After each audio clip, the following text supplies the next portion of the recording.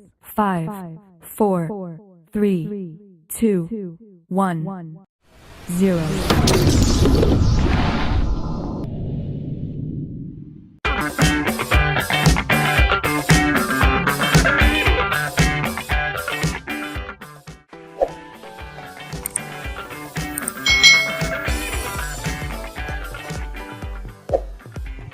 Halo adik-adik semuanya, selamat datang di channel YouTube Kak Citra.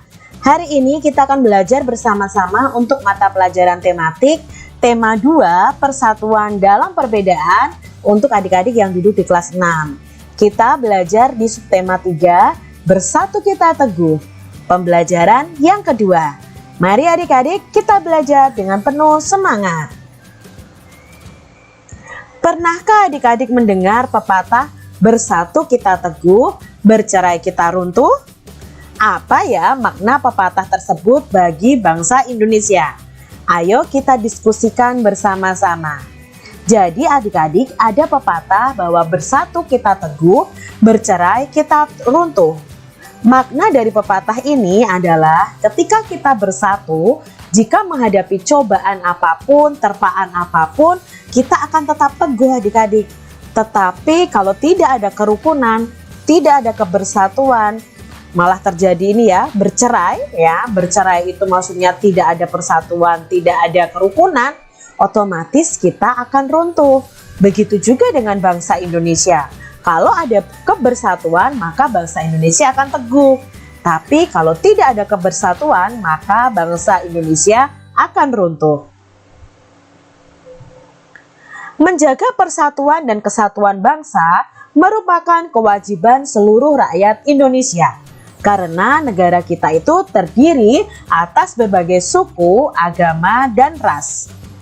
Persatuan dan kesatuan merupakan hal yang sangat penting, baik dalam rangka merebut, mempertahankan maupun mengisi kemerdekaan. Nah adik-adik, saat ini kita itu mengisi kemerdekaan kita harus dengan hal-hal yang positif yang menumbuhkan rasa persatuan dan kesatuan. Bersatu kita teguh mengandung makna menyatunya berbagai unsur dan perbedaan yang ada menjadi suatu kesatuan yang utuh dan serasi, sehingga muncul suatu kekuatan. Bangsa Indonesia telah membuktikan adik-adik bahwa dengan persatuan dan kesatuan kita mampu menghadapi penjajah dan akhirnya meraih kemerdekaan. Nah adik-adik, bangsa Indonesia itu sudah membuktikan tentang persatuannya dari zaman menghadapi penjajah, baik penjajah Belanda, penjajah Jepang.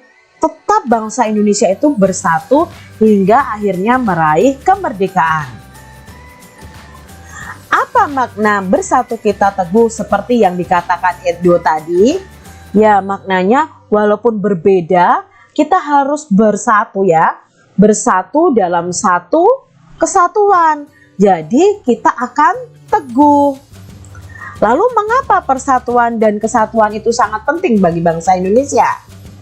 Ya, persatuan sangat penting bagi bangsa Indonesia supaya bangsa Indonesia itu bisa meraih kemerdekaan, bisa mempertahankan kemerdekaan, dan bisa mengisi kemerdekaan. Berikan 3 contoh sikap yang mencerminkan persatuan dan kesatuan dalam kehidupan kalian sehari-hari. Apa saja nih adik-adik contohnya? Ya, contohnya ya misalnya nih, berdiskusi bersama tanpa membeda-bedakan, bermain bersama tanpa membedakan suku, agama, dan ras, saling menghargai, saling toleransi. Itu mencerminkan persatuan dan kesatuan dalam kehidupan sehari-hari. Apa saja manfaat persatuan dan kesatuan? Nah, di sini Kak Citra akan sebutkan 5 saja manfaat persatuan dan kesatuan. Adik-adik bisa tambahkan sendiri manfaat persatuan dan kesatuan berdasarkan pendapat kalian. Yang pertama, dengan semangat persatuan, semua perbedaan itu bisa diatasi dengan baik, sehingga potensi untuk perpecahan dan konflik itu bisa dihindari. Lalu manfaat yang kedua, dengan semangat persatuan, pembangunan nasional bangsa menjadi lancar tanpa kendala sehingga bangsa lebih mudah memajukan diri. Yang ketiga, dengan semangat persatuan, Indonesia bisa mencapai tujuan nasionalnya seperti yang tertuang dalam Undang-Undang Dasar 1945. Yang keempat, dengan semangat persatuan, ketahanan nasional bangsa Indonesia menjadi lebih baik adik-adik. Jadi kita tidak mudah diserang oleh bangsa lain. Apalagi kalau ada perpecahan di dalam bangsa sendiri, itu sangat berbahaya adik-adik. Yang kelima, dengan semangat persatuan, masyarakat akan hidup harmonis, aman, tentram, dan sejahtera.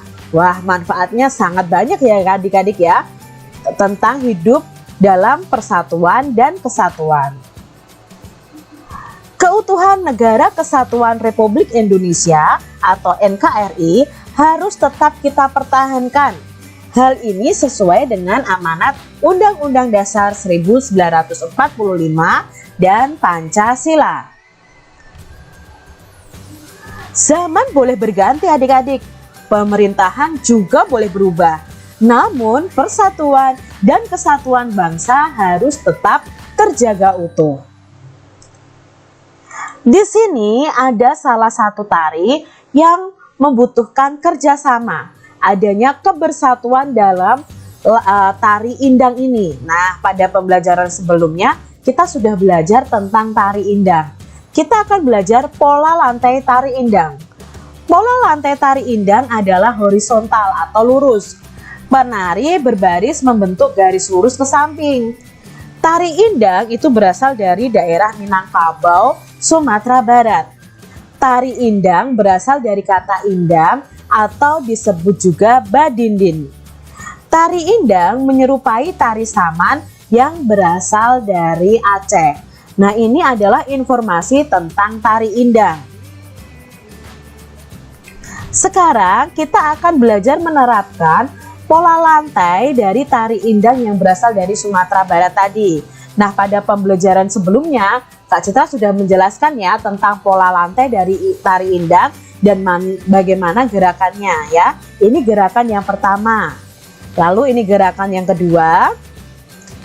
Ini gerakan yang ketiga. Dan gerakan yang keempat itu mengulangi gerakan yang kedua.